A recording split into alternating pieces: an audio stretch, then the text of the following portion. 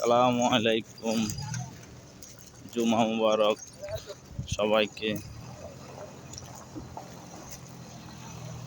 নামাজ পড়লাম, নামাজ পড়ে বাইরে হইলাম। এখন আমাদের বাঙালির বাইরা কাজ কাম নাই, এখানে তরকারি বিক্রি করে।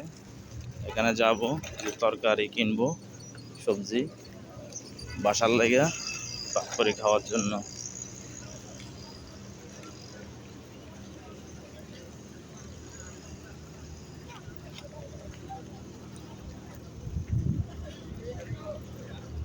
কাজ কাম কম তো, তাই কেউ সবজি আনি বিক্রি করে, কেউ শাক বিক্রি করে, কেউ আইসক্রিম বিক্রি করে, কেউ আপেল কমলা এগুলো বিক্রি করে। কি করবো আর।